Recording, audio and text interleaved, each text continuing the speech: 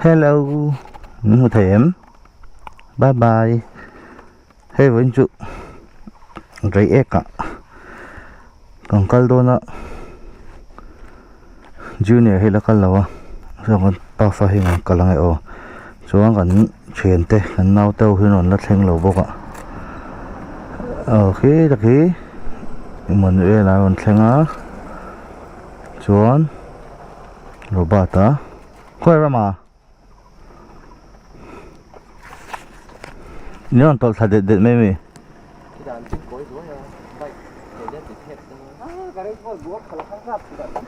Nói thế nghe cái này Bali bằng anh chứ Junior này mua có đấy.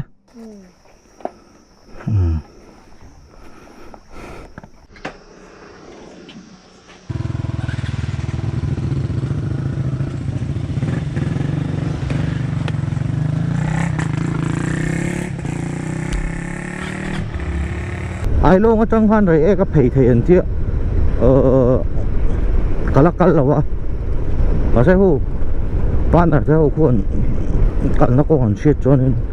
cần tụi mày phải nè chút tiền chút ăn tùm đàn đâu này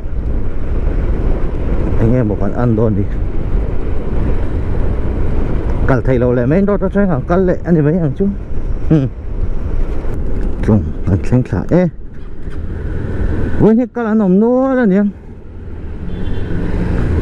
ba step on những cái hoang có một cái wow những càn sân thật mình vẫn đến người thì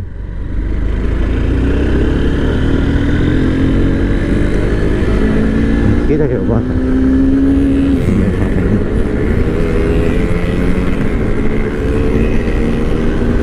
R15 phải cắt đi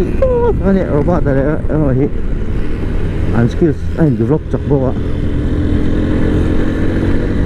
lệ anh nói là nó cũng có một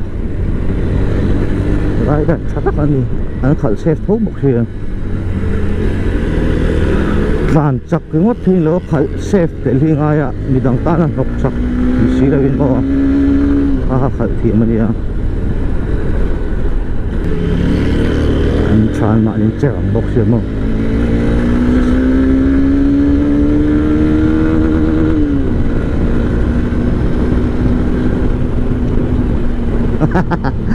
apa kang tuh akhirnya mana tuh teh ini asal tesel tuh kata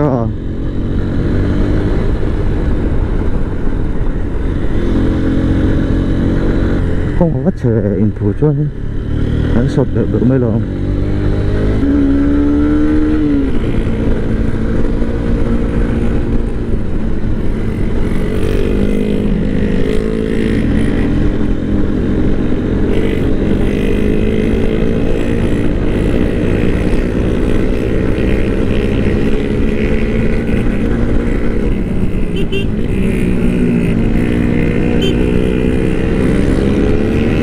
kiện đủ đó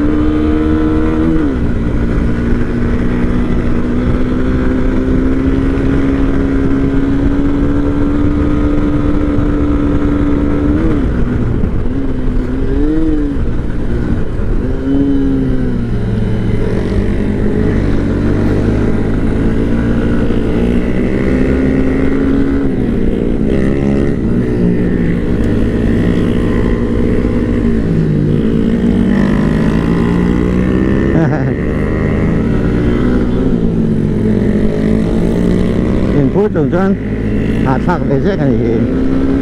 ai mà phải chặt rộng một cái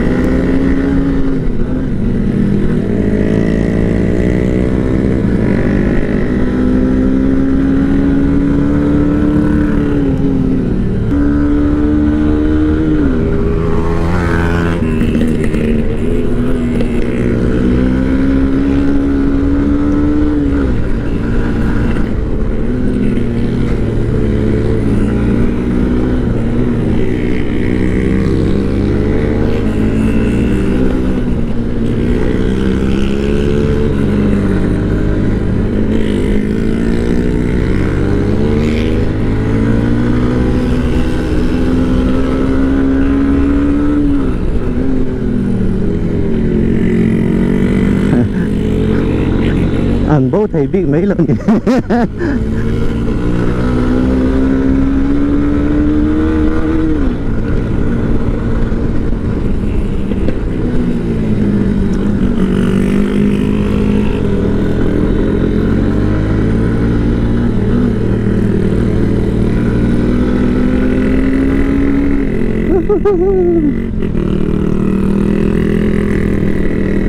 Văn đường và tiền hết nào được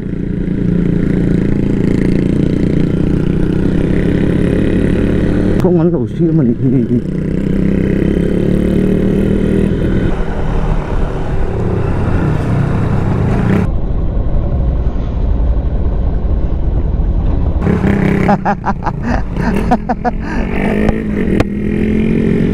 tiền ăn nào được ăn từ dầu cho cho em tiền tù vậy em thấy nó chỗ ý xe khai lẩu không đấy khói trăng không hay chỗ bridge hắn chầu lắm không ấy lẩu té chói là cho hắn pay đâu nè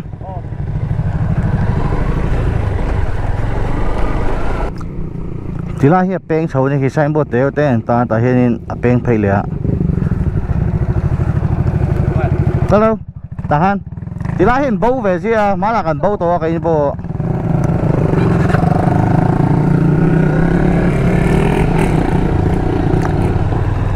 cái gì cần bầu rét to lắm mà làm khu à thì tiền tiền vẫn làm lại khi lâu em lóc đấy anh làm khu em ấy hai mươi phát tan chân expert tan chân được không để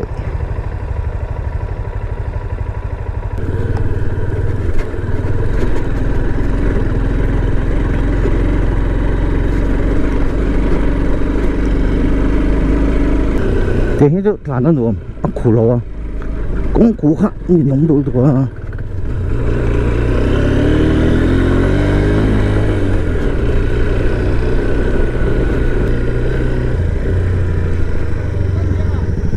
ồ nhé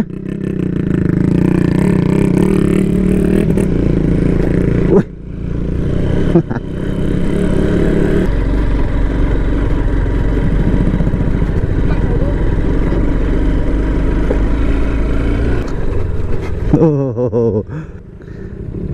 den về và xin tốt chút này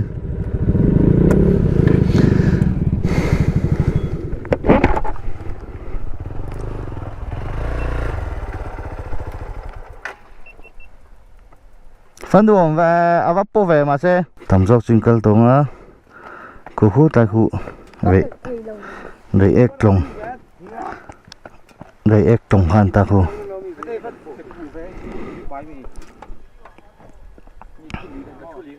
cho nên mi hiện thần thú này ạ thôn thú này chứ mà thôn thú này ạ ai long trăng lại về ếch trăng ram hôi lên về khai anh tiếng nghe deal tên là việc mà nhưng mà lại khá mà trồng lùi luôn ta na han hay tiếng về khá chân chính để khảo mà in rem xiêm nan lâu này liền mà lại cho nên xị không bùi tên tí hết mà tôi tay phim của rồi trăng ấy kalmor to chu tiang ve khan ni khi tho vuk vuk mai mà sẽ view khu khu nghe bó chúa à mụ thủy hai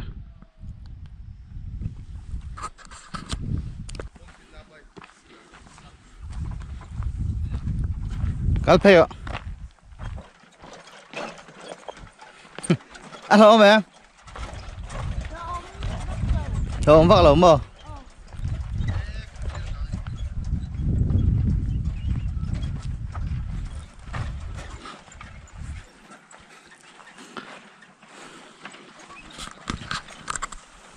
chỉ hai nó tộp tao bao nhiêu mà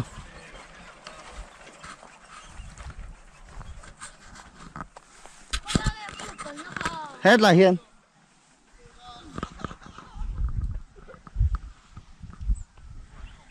anh lấy hi môi về rồi không mày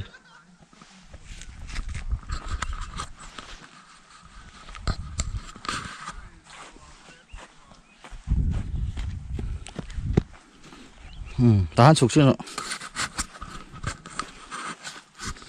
ta không phụ của mà vật đến tổ về đốt tê vốn nó không ôm một cái gì vốn nó ôm luôn thì ăn chục đó em ăn chục cái gì không bây giờ ha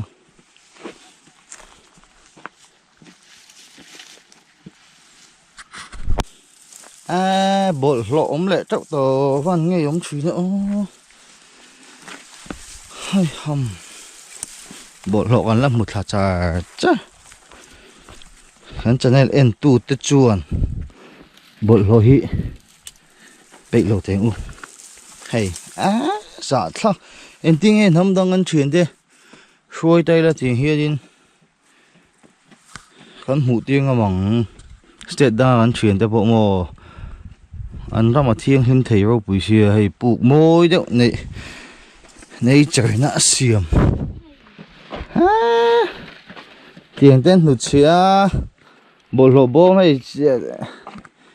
thêm phải nghĩ nó bộ ông lầu khi tăng xuân garbage bag tên lầu kiêng bục xí đây bột tol có hẳn gì lầu chuyển tắc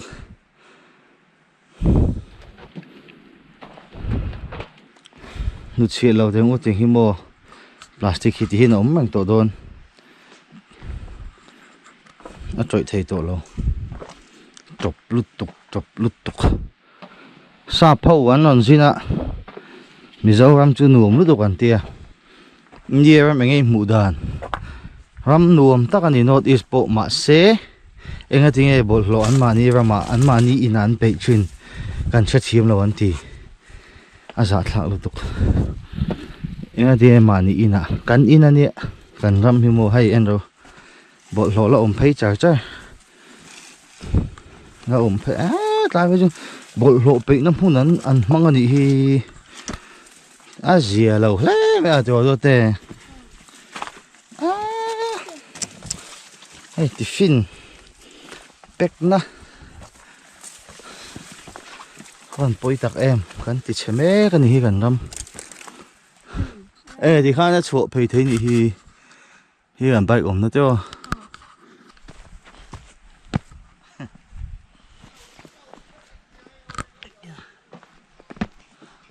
gần một chuồng xí rồi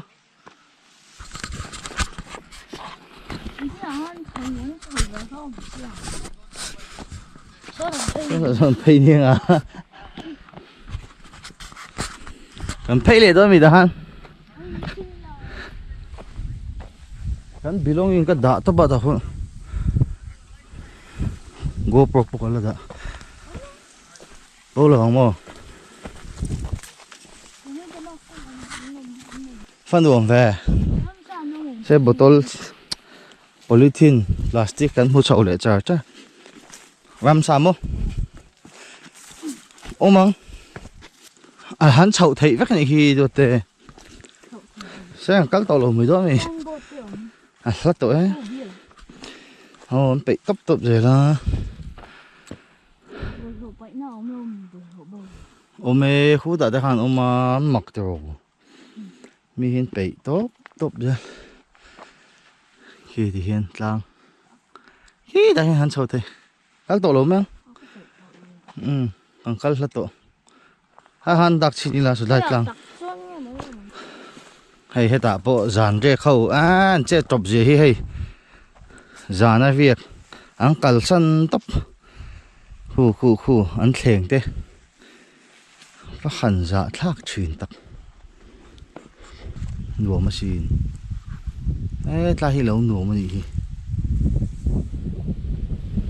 bớt chuối lâu xe cho nó việc hi anh lằng thui đón xe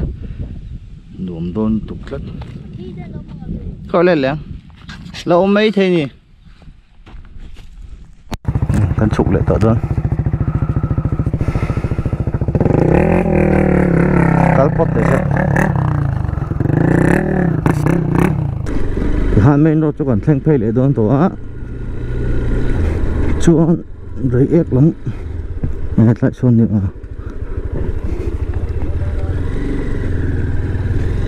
lại khăn mì lọc à rồi tao vu tao